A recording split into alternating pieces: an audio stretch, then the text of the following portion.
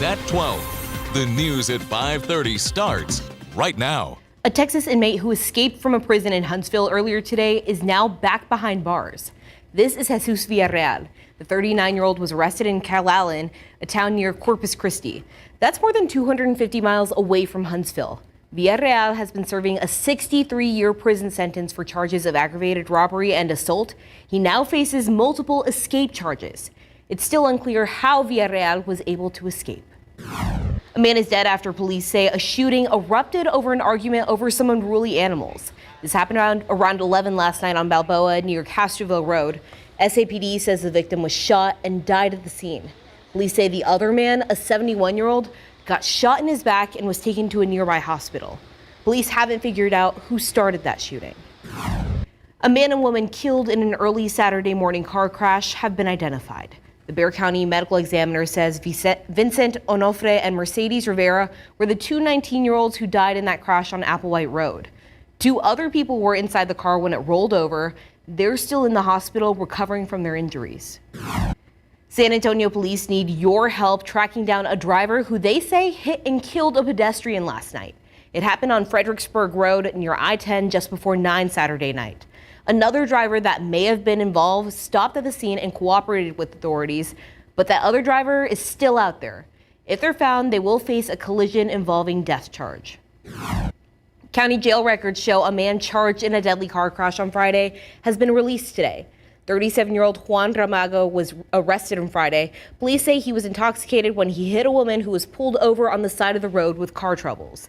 They also say Ramago was unlawfully carrying a gun when he was arrested. We're still waiting for the medical examiner to identify the woman who died. The search for a missing South San Antonio woman is spreading beyond the San Antonio City and Bexar County limits. A Pauline Diaz missing person sign is now prominently displayed along Highway 181 in Floresville. The woman's daughters have been relentless in their search. They've been handing out flyers and posting banners in the areas where she was last seen at Goliad Road and Southeast Military Drive. They hope that putting that billboard in the Floresville community could generate real leads in this search. In this area, that was where her truck was found. So we know there's some answers that lie here.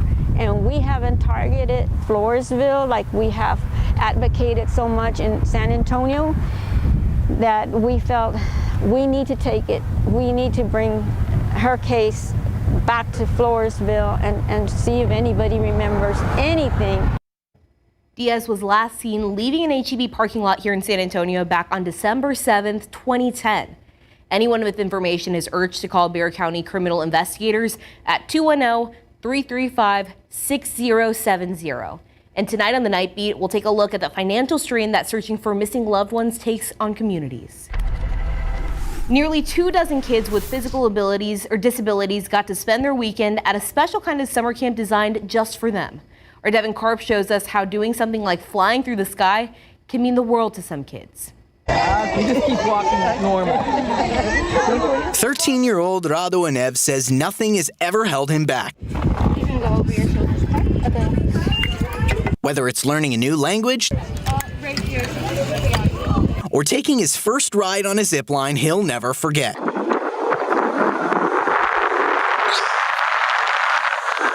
That was really fun. The view was great and it was really fast and fun. He's one of 23 kids who got to spend the weekend at Morgan's Camp, a summer camp in San Antonio specifically designed with their need for true accessibility that can fit in the whole family. It's great because as a parent, it makes me feel like she's leading a normal life and that she doesn't have a disability because she gets to do all the things that everybody else gets to do. The nonprofit Wheelchairs for Kids says it's important for children with physical disabilities to feel included in all kinds of activities. That's why they're here rock climbing, horse riding, obstacle course navigating, and zip lining all over camp. I like to do exciting stuff and maybe scary stuff too, but it's fun. They are all making friends. They're in cabins with kids of similar age. They're all just getting to have that summer camp feeling that everybody is looking for. Through all the fun, Rado and other kids here are finding a community. So we'll continue those relationships and support each other, and it's one big community. Learning lessons from new people. It's interesting because I get to see how other kids like me live and how they handle stuff. It's interesting to know how they like deal with life, I guess you could say. And crossing a few new things off their bucket list. Like for me, this is like my first time doing stuff like this because, you know, most stuff aren't accessible like that. So it's really good to be able to do stuff that I always wish I've done. I'm Devin Karp, KSAT 12 News. Pure chaos in Kentucky one day after an active shooter started firing on cars on an interstate. Coming up, a report from the Bluegrass State as law enforcement tries to track down the criminal.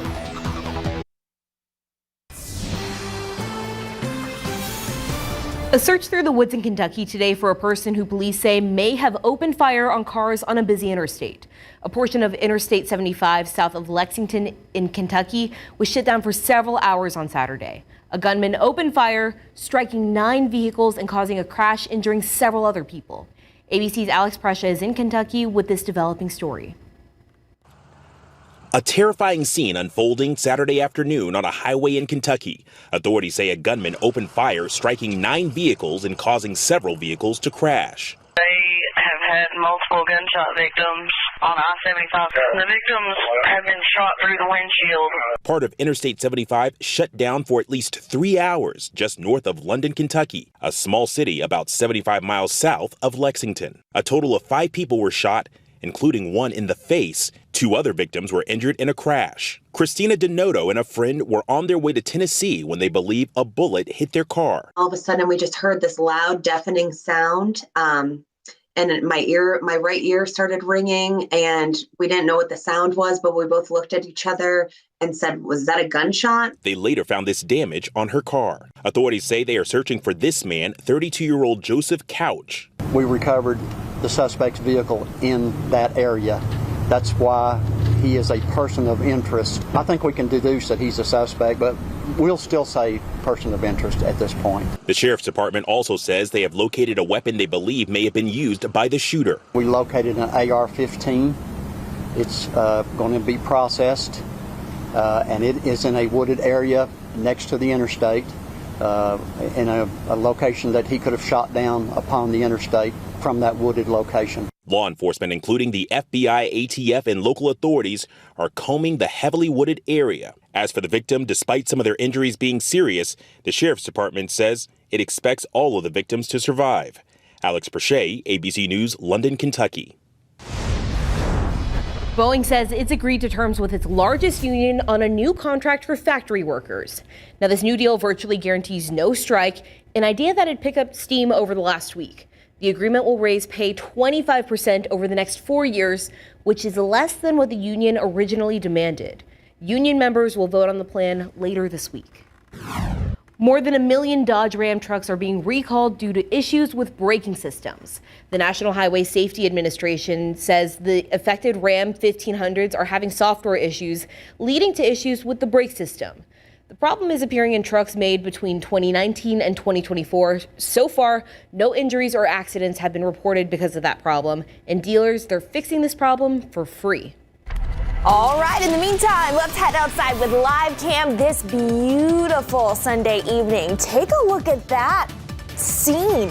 Plenty of blue skies and sunshine has been the theme out there today. After a cooler fall-like morning, it was definitely a morning to take your coffee out there on the front porch. And good news is we have another one in store first thing tomorrow. Take a look at your weather headlines. Low 60s expected yet again tomorrow morning. Low humidity throughout our Monday. Enjoy that, though, because the moisture is going to return throughout the day on Tuesday. That's also when we'll be monitoring for some isolated rain chances and a disturbance moving through the western Gulf of Mexico. Direct impacts not expected to San Antonio, but I'll tell you who could see those impacts coming right up. Mia, it has been beautiful outside, and I gotta say, today is like the first day in months that I actually thought about drinking hot coffee instead of iced coffee. Hey, and you know what? You're probably right, because this morning was actually the coolest morning that we've seen in San Antonio since late May. So it has been a few months since we've seen morning lows in the 60s. Check out those official morning lows across the region. Earlier this morning, 66 degrees here in San Antonio is what we woke up to in the Alamo City. Check out Kerrville and Frederick. Fredericksburg. They managed to dip down into the mid to upper 50s earlier today. And I think more of the same will be possible yet again first thing tomorrow. We've seen plenty of sunshine out there this afternoon. I hope you've been able to enjoy it. The kicker being this lower humidity, so 85 degrees actually feels just like it, if not a few degrees lower in the shade. It also has been a little breezy out there. We've seen some wind gusts upwards of 25 miles per hour in several locations. As of right now, those winds are starting to subside ever so slightly. Still, though, a few gusts upwards of 20 are still possible along and mainly east of the I-35 corridor. If you're stepping out for any Sunday evening plans, they will be very pleasant here in town. Low 80s expected by 7 o'clock. Winds gradually subsiding, clear skies, and eventually we'll see those thermometers fall into the 70s after the sun goes down. Those clear skies will stick with us through the overnight. So as a result, another cooler than average fall-like start to our Monday is expected, right around 63 degrees by the time the kiddos are headed off to the bus stop first thing tomorrow. 63 as well off to our southeast in Floresville. Once again, some mid to upper 50s will be possible, especially as you get into the higher elevations up into the hill country. And like today, once we see the sun come up, plenty of it is in store for tomorrow as well. 80 degrees, the forecast temperature around noon for any lunchtime plans that you may have out and about. High temperature right around 88. Winds will be out of the northeast at about 5 to 15 miles per hour. Once again, a few gusts upwards of 20 can't completely be ruled out for tomorrow. I think most of us will top off in the mid to upper 80s, even closing in on that 90 degree mark along and south of the Highway 90 corridor. But with that lower humidity, it will feel like it. We don't really have to deal with a feels like temperature in the afternoons, which is a nice change of pace. We also will see a cooler start in store for our Tuesday. We're going to start off our Tuesday with more of that drier air, but by the time we head into the Wednesday and Thursday time frame, more of that Gulf moisture is going to start to work back in to the region. And that is also the time frame where we will be monitoring for a tropical disturbance, likely a tropical storm by that time frame as well, to work through the western Gulf of Mexico. As of about 4 p.m., the National Hurricane Center is monitoring an area of low pressure west of the Yucatan Peninsula, calling it potential tropical cyclone 6. This essentially means that it's not a tropical storm yet, but it is expected to strengthen into that classification tomorrow before working its way up to the north over the next several days. Notice here, as of the forecast track, though, direct impacts to San Antonio are not expected, with current indications and the current forecast path taking the system well east of the Alamo City. Still, folks along the upper Texas coastline and even into Louisiana could see more of those direct impacts by the middle to later portions of this week. Notice just some heavy rain possible along the Gulf coastline. For us here in San Antonio, just a 20% chance for a few isolated showers in the forecast Tuesday and into Wednesday. Still, with it being early, we'll continue to keep you posted. Another update on that tonight on the Night Beat. Daniela. All right, sounds good, Mia. Well, low chances of rain for us here, but I know for Dak Prescott, it's raining money for him. Oh, yes, it is. Dak gets paid today. A huge deal came his way. And also the Texans are the only team in the AFC South to come away with a win today. The highlights coming up. Also more on Prescott's deal after the break.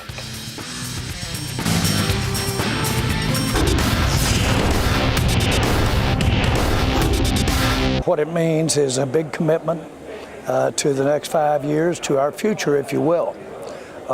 There's a lot of me that thinks I'd hope Dak is our quarterback for the rest of my time. Dak will be a Cowboy until he's at least 35 years old after agreeing to a mega deal in big board sports.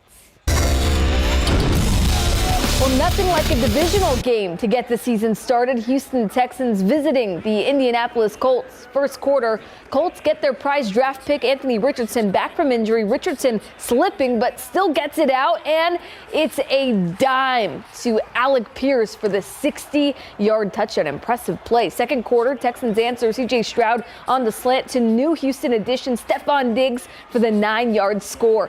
Now, the Texans leaned heavy on Joe Mixon's 30 carries, which included this 3-yard trip to the house in the fourth quarter to extend their lead. And with under 2 to go, up to Nico Collins makes this impressive catch to keep Houston in the driver's seat. Texans win 29-27 for its 9th straight road win in division play. Let's go now to a live scoring update in Cleveland. Cowboys dominating the Browns 27-10 in the third quarter. Now, it was hours before the noon slate that the Cowboys and quarterback Dak Prescott agreed to terms on a contract extension, $240 million for 4 years. Tonight on Instant Replay, sports director Larry Ramirez will be live from the land to recap the action, and also on IR, the best highlights from week 1. Okay, get your phones out and scan the QR code on your screen to vote for this week's Instant Replay poll question. How do you feel about Prescott's giant contract extension, which makes him the highest paid player in NFL history, averaging $60 million per season? Was Prescott overpaid, underpaid, or was the deal just right? You can also vote on KSAT.com/poll. We'll have the results at the end of Instant Replay tonight. It was a sellout crowd at UFCU Stadium for the highly anticipated I-35 rivalry game between UTSA and Texas State, which ended in embarrassment for the Roadrunners. The Bobcats won the Week 2 tilt by a 39-point margin. Texas State's new QB, Jordan McLeod, was the star of the show. McLeod was 18 of 27 passing for 309 yards with 1 interception and 3 total touchdowns. The Bobcats outgained UTSA 504 to 334, and despite winning all 5 meetings prior, the Roadrunners struggled in virtually every phase of the game. Our Nick Mantis was there for the action in San Marcos with more on UTSA. Well, Mary, the saying of taking this game film, crumpling it up into a ball, lighting it on fire, and throwing it away comes to mind when thinking about this loss. And what was interesting, though, was seeing the quarterback change in the second half from Owen McCown to Eddie Lee Marburger. The coach trailer didn't really give us a clear answer as to whether or not that's going to be a permanent change moving forward. Eddie's always played well. I mean, I gotta go look at the video. I mean, that thing I told y'all the entire time was an absolute. You could have gone either way, honestly. So we'll watch the video and we'll see. We just need to run the ball. You know, that's what we're based out of on our triangle, and we didn't do that, and we have to help out our defense as much as we can, and we can get that done today. Well, both quarterbacks didn't speak with the media after this loss, but the feeling behind this one is to get things corrected quickly, because it's only going to get harder when they head up to Austin to play the third-ranked Texas Longhorns next week. In San Marcos, Nick Mantis, back to you, Mary. Thanks, Nick. Yeah, the matchup between the Roadrunners and now second-ranked Texas will be interesting. On the other side, after yesterday's game, Texas State's head coach G.J. Kinney said the team he and his coaching staff built was made with defeating UTSA in mind, and this win gives the Bobcats valued confidence going into next week's matchup against a Power 5 program at Arizona State on the national stage. That's huge. You know, we needed this win. We needed it bad in the fashion that we did it. Because now we know how good we are. We knew, but we had to go out, like I said, had to go out and prove it. So now we just got to take that into the game on Thursday. Well, the number 2 Texas Longhorns dismantled defending national champion Michigan at the Big House yesterday. Texas, who was on the heels of a Big 12 title and college football playoff semifinal appearance, put forth another statement win, 31-12, just a few weeks before embarking on their new SEC schedule. And UT remains focused on the bigger picture.